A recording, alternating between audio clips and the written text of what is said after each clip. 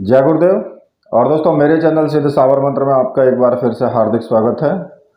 और देखिए, आज की वीडियो में मैं आपके लिए जो निर्देश देने वाला हूं वो एक बहुत ही महत्वपूर्ण है। क्योंकि अगर आप किसी मंत्र को सिद्ध करते हैं तो किसी व्यक्ति को तो अनुभव नहीं आते, किसी को मंत्र सिद्ध नहीं होता, किसी को साधना सिद्धि बहुत तीव्रता के साथ नहीं मिलती और किसी को बहुत तीव्रता के साथ मिल जाती है। तो मतलब कि ऐसा होता क्यों है? मंत्र सिद्धि में ऐसा किस कारण से होता है, इसके ऊपर आज हम बातचीत करेंगे और मैं आपको समझाऊंगा पूर्ण रूप से आज। तो देखिए, सबसे पहले तो मैं उन लोगों से कहना चाहूँगा कि जो लोग साधना में थोड़ी सी सतर्कता बरतते हैं या फिर साधना में किसी प्रकार के जो नियम हैं उनका पालन नहीं करते हैं। कई बार ऐसा होता है कि साधना करते करते व्यक्ति जो है कुछ और उसके दिमाग या मन मस्तिष्क में चल रहा होता है, तो जो साधना है वो उस मार्ग से भटक जाते हैं लोग। अब यहाँ पर एक थोड़ा सा और मैं आपको बता देता हूँ कि देखिए, कुछ लोग मैसेज करते हैं कि भाई गुरुजी, हमें साधना के विषय में ज्ञान लेना है कि साधना किस प्रकार से की जानी चाहिए या साधना में क्या क्या सावधानियां हैं। मैसेज करते हैं या फिर कहते हैं कि भाई हमें कॉल पे बात करनी है आपसे। तो देखिए, मैं उन लोगों को सीधा सीधा यहाँ पर एक बात कहना चाहूँगा कि अगर आप साधना करते हैं तो साधना करने से पहले आप चैनल पर जाइए, वहाँ पर आप देखिए कि किस प्रकार से मैंने वीडियोस के अंदर आपको बताया हुआ है कि भाई अगर आप ये साधना करोगे तो इसमें आपको इस प्रकार से आपको सावधानियां रखनी होंगी। क्योंकि जब आप कोई भी साधना करेंगे तो साधना करने से ही और उसके नियम पालन करने से ही आपको सफलता मिलेगी। लेकिन कुछ लोग क्या करते हैं कि सिर्फ मुझसे पूछना चाहते हैं। अब देखिए, यहाँ पर मैं आपको बता दूं कि इतना टाइम तो मेरे पास नहीं होता है कि भाई एक व्यक्ति को बैठा करके पूरा समझाऊं। मैंने चैनल पर वीडियोज दी हुई हैं। अगर आप ज़्यादा से ज़्यादा वीडियोज वहाँ देखते हो तो आपको पूछने की आवश्यकता नहीं पड़ी होगी, कोई भी आवश्यकता नहीं होगी। क्योंकि प्रत्येक वीडियो में मैंने बहुत अच्छे तरीके से समझाया है कि किस प्रकार से हमें साधना करनी चाहिए, कैसे मंत्र सिद्ध होगा या क्या सावधानियां होनी चाहिए, कौन व्यक्ति साधना को कर सकता है, कौन नहीं कर सकता है, क्या प्रॉब्लम आ सकती हैं, क्या नहीं आएंगी, कैसे मंत्र जाप किया जाएगा, कैसे करना है। वो सारी चीज़ें मैंने बहुत सरलता से सबको समझाई हैं वीडियो के अंदर। तो इसलिए मैं उन लोगों से कहना चाहूँगा कि जो एक वीडियो देखते हैं और तुरंत ही मैसेज करते हैं जी हमें ज्ञान लेना है, तो देखिए जी, ज्ञान लेने के लिए आप चैनल पर जाओ सिद्ध साबर मंत्र, और वहाँ पर जाकर के वीडियोस देखो, उनमें आपको भरपूर ज्ञान मिलेगा। ऐसा कोई व्यक्ति नहीं होगा जो ये कह सकता है कि जी हमें ज्ञान प्राप्त नहीं हुआ है या हमें बिल्कुल अलग लगा है कि भाई ये सब झूठा है। ऐसा कुछ भी आपको नहीं लगेगा। आप उसको ध्यान से सुने, ठीक है। अब बात आती है कि भाई मंत्र सिद्धि या सिद्धि जो हम प्राप्त करना चाहते हैं उसमें हमें किस प्रकार से सफलता मिलती है या नहीं मिलती है, इसके कारण क्या होते हैं। तो देखिए, जब कोई भी मंत्र आपकी इच्छा के अनुसार चुनाव करने के बाद सबसे पहले मंत्र जब शुरू करने से पहले मन में ये संकल्प जरूर करें कि साथ ही ईश्वर से ये प्रार्थना भी करें कि इस मंत्र से जो भी सिद्धि यानी जो भी शक्ति इससे प्राप्त होगी वो किसी के भी अहित के लिए मैं इसका उपयोग नहीं करूंगा, चाहे वो मेरा दुश्मन ही क्यों ना हो। तो देखिए, अगर आपके अंदर ये बातें आती हैं कि मंत्र सिद्ध हो जाए तो पड़ोसी को तो जान से मार दूंगा, तो भाई मंत्र सिद्ध नहीं होगा, साधना में सफलता नहीं मिलेगी। सबसे पहले आपको ये अपने मन के अंदर साफ मन से संकल्प लेना होगा कि इस मंत्र सिद्धि से मुझे जो भी शक्ति प्राप्त होगी मैं उसको लोगों की भलाई के लिए ही यूज करूँगा, वो किसी की बुराई के लिए यूज मैं नहीं करूँगा। ठीक है। और मंत्र से जो ऊर्जा शक्ति यानी पॉजिटिविटी जो प्राप्त होती है वो स्वयं या दूसरों की भलाई के कार्य में मानव कल्याण के उद्देश्य से ही उपयोग हम करेंगे। किसी स्वार्थवश उपयोग हेतु बिल्कुल भी हम कदापि इसका प्रयोग नहीं करेंगे, क्योंकि अगर आप ऐसा करते हैं तो जो पॉजिटिव एनर्जी होती है, जो संचार होता है, वो रुक जाता है। और अगर आप दूसरे की भलाई के लिए करते हैं तो उसमें और विस्तार होता है, मतलब कि आपको और ज़्यादा पॉजिटिविटी उसमें मिलती है। और मंत्र के पावर बढ़ने के साथ ही आप देखेंगे कि जीवन में एक एक चमत्कार होते जा रहे हैं। कई वर्षों से आपकी कोई इच्छा रुके हुए जैसे काम होते हैं, सब आसानी से होते चले जाएंगे। आंतरिक शक्ति, बाह्य शांति, इन सब की प्राप्ति होगी और आपके मुखमंडल पर संतोष होगा, एक ओज होगा, एक तेज होगा जो कि हर किसी को दिखाई देगा। अगर आप मंत्र की पावर जो है आपके अंदर बढ़ती चली जाएगी तो आपके चेहरे पर ऑटोमेटिक ही एक तेज आ जाएगा। एक आभा मंडल या जिसको ऑरा बोलते हैं, उसका विस्तार होने से आध्यात्मिक मार्ग पर जो स्थायी रूप से जो उन्नति का जो मार्ग है वो आपको मार्ग मिल जाएगा।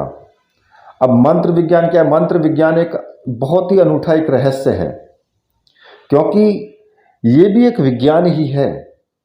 मंत्रों में जो पारलौकिक जो शक्तियां हैं या सिद्धियां हैं या कुंडलिनी है, नकारात्मक ऊर्जा से जोड़ करके उसको देखा जाता रहा है। हर कोई व्यक्ति उसको नकारात्मक ऊर्जा से उसको जोड़ करके देखता है। और ऐसी ही विचित्र चर्चाओं के कारण मंत्र सिद्ध होने पर क्या होता है, ये जो विषय है एक रहस्यमयी जो होता है ना, एक मोड़ पर आकर के वो रुक जाता है। इंसानी दिमाग का भी क्या कहना है, लोगों को मंत्रों की ऊर्जा के पीछे चमत्कार, उत्सुकता, डर, उत्साह, भविष्य में की जानकारी, इनमें दिलचस्पी जैसे विचारों का उसके अंदर आना जाना शुरू हो जाता है। भाई जैसे ही आपको मंत्र सिद्धि में थोड़ा बहुत चमत्कार मिलता है ना, तो आपके अंदर ये उत्सुकताएं बढ़ जाती हैं। और यदि आपसे तकनीकी तौर पर एक बात मैं अपने सच में कहूं, तो मंत्रों के प्रत्येक अक्षर से निकलने वाली जो ऊर्जा होती है, जब इन ग्रंथियों के चक्र से वो टकराती है तो एक स्पंदन यानी कि वाइब्रेशन पैदा होता है। और यही वाइब्रेशन यानी स्पंदन जो है वो चक्रों से टकरा करके इन चक्रों और ग्रंथियों को ध्वस्त कर देता है वो। और इन जो सुस्त शक्तियों के स्थान पर वो अपनी एक ऊर्जा जो होती है ना, उससे उसको सक्रिय कर देता है। और हर चक्र में अपनी एक अलग ही ऊर्जा शक्ति और उसका एक चारों तरफ से जो आवरण होता है वो अलग ही होता है हर एक चक्र का। जैसे कि हमारी कुंडली शक्ति में जो चक्र हैं, स्वादिष्ठान चक्र, मणिपूरक चक्र, मूलाधार चक्र, तो इनके बारे में मैं आपसे बोल रहा हूँ। और जैसा कि जिस साधक की श्रद्धा, विश्वास और मंत्र जप की सीमा समय के अनुसार चक्र जागृत उसके होने लगते हैं।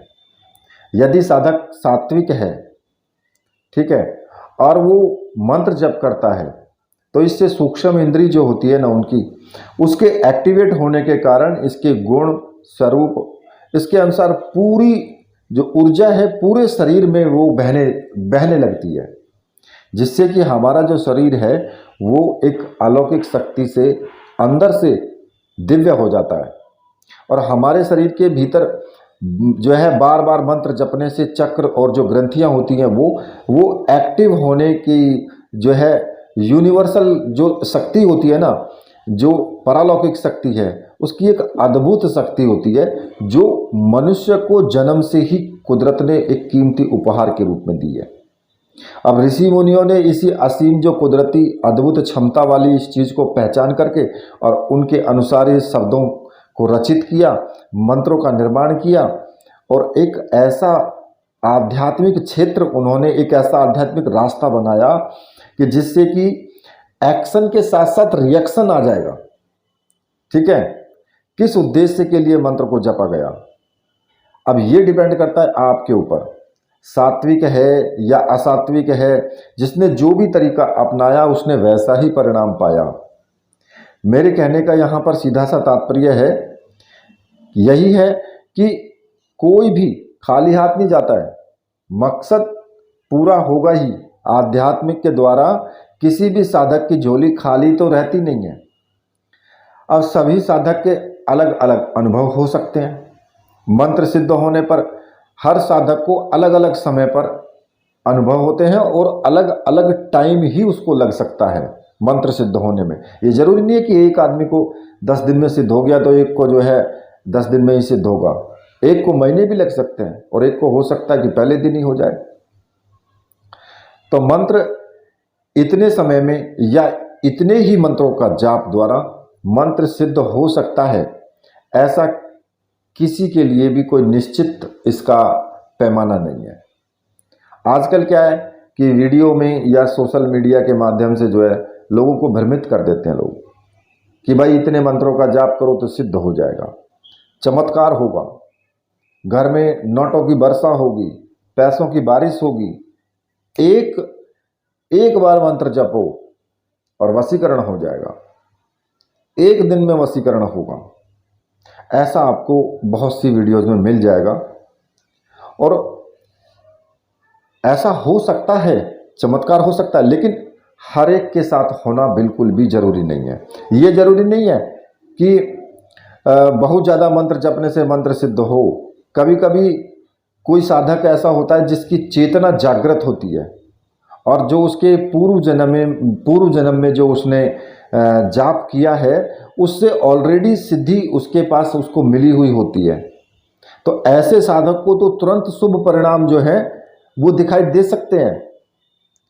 जहाँ तक यदि आप मंत्र सिद्धि से अनुभव की बात करेंगे तो हर साधक को अलग अलग अनुभव हो सकते हैं। वैसे यदि आप शुद्ध मन, शुद्ध विचारों के साथ और किसी निश्चित उद्देश्य के लिए मंत्र साधना करते हैं तो कुछ ही दिनों में छोटे मोटे अनुभव तो होने लगते हैं। ये तो मेरा खुद का अनुभव भी है। लेकिन ईश्वर के साथ एक आत्मीयता, एक साधक की पात्रता जो होती है और शारीरिक सुंदरता तो नहीं पर स्वच्छता होनी चाहिए। सुंदरता कोई मायने नहीं रखती है, स्वच्छता होनी चाहिए, वो चीज़ मायने रखती है।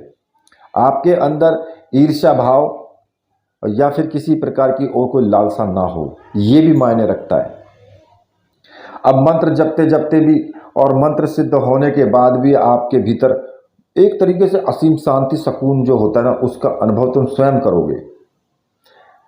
अच्छा, एक बात और मैं यहाँ आपको बताता हूँ कि शायद आप खुद भी अपने जीवन में इस बात को समझ नहीं पाए होंगे कि मंत्र जपने से जो ऊर्जा का निर्माण होता है उससे हमारे ऑरा या आभा मंडल जो होता है ना, उसका दायरा काफ़ी बढ़ जाता है। और पॉजिटिविटी होने के कारण जो लोग आपसे ऊपरी तौर पर दिखावे का रिश्ता रख रहे होते हैं, आपसे बहुत अच्छा और मीठा व्यवहार या मीठे बोल बोल करके वो दिखावा करते थे पहले, और अंदर ही अंदर आपसे जो है ईर्ष्या का भाव भी रखते थे, मन ही मन आपसे हीन भावना, घृणा, और आपका सदैव वो जो है ना अहित ही करना चाहते थे। तो ऐसी जो ये ऊर्जा है, ऐसे लोग अपने आप को न कोई कारण से अपने आप ही अपने एक तरीके से हमेशा के लिए वो उससे दूर चले जाते हैं। मतलब कि वो बिल्कुल भी उसके बारे में कुछ नहीं सोचते। और साथ ही साथ एक मज़ेदार बात ये भी है कि जो लोग आपका अच्छा चाहते, आपके अपने जीवन में या आध्यात्मिक राह पर आगे बढ़ना चाहते, ऐसे लोगों से आपका हमेशा कनेक्टिविटी जुड़ जाती है, आपका कनेक्शन हो जाता है। और कभी कभी पॉजिटिविटी से अनजाने और अजनबी लोग भी आपसे हमेशा के लिए जुड़ जाते हैं।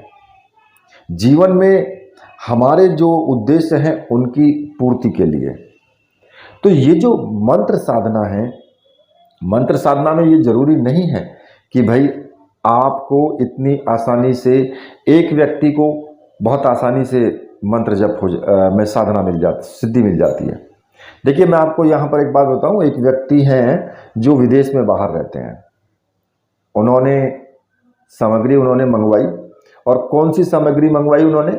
वशीकरण गुटिका, वशीकरण माला, और केवल 1 दिन की साधना है वो, और 12 दिन के 12 बजे साधना करनी होती है वशीकरण करने के लिए। और उसमें कुछ मालाओं का जाप करने के बाद वशीकरण गुटिका माला को गड्ढा खोद करके कहीं भी सुनसान जगह में दबा दिया जाता है। ठीक है, अब आप कहें कि बहुत से लोगों ने की होगी यह साधना, लेकिन जरूरी नहीं है कि सबको साधना में सफलता मिली होगी। लेकिन वहां से उन्होंने मुझे मैसेज किया कि गुरुदेव मुझे उस मंत्र से, उस प्रयोग से बहुत लाभ हुआ है, बिल्कुल कारगर सिद्ध हुआ है और मेरा काम हो गया उससे। अब आप इसको क्या कहेंगे कि एक व्यक्ति का तो कार्य हो गया, लेकिन 10 लोगों का नहीं हुआ। क्यों नहीं हुआ? क्योंकि कहीं ना कहीं उनमें कुछ ना कुछ कमियां रही होंगी। हो सकता है कि जिनका कार्य सिद्ध हुआ है उनके कुछ पिछले जन्म के पुण्य कर्म या पिछले जन्म की कुछ साधनाओं का असर होगा, जिसकी वजह से वो जल्दी उनको सफलता प्राप्त हुई है। और मैंने देखा है कि बहुत से लोगों को जो अप्सरा साधनाएं करते हैं उनको साधनाओं में सफलता नहीं मिलती जल्दी से, लेकिन कुछ ऐसे होते हैं कि जिन्होंने साधना भी नहीं की, केवल सोचा ही उसके बारे में, मंत्र जप भी नहीं किया, केवल उसके साधना के विषय में सोचा है, उसका चिंतन किया है, और उनको जो है बहुत तीव्रता के साथ में अनुभव हो रहे हैं। ऐसा क्यों होता है? ऐसा इसीलिए होता है जो मैंने आपको अभी थोड़ी देर पहले बताया है। ठीक है, तो देखिए मंत्र जप जो होता है उसमें किस प्रकार से हमें सफलता मिलती है, कैसे कैसे क्या क्या हो सकता है, वो मैंने आपको सभी बता दिया है। इसी के साथ मैं वीडियो को यहीं पर समाप्त करता हूं। मेरे साथ बोलिए बोलिए वीर बजरंगबली हनुमान जी महाराज की जय। बोलिए मेरे परमहंस गुरुदेव की जय।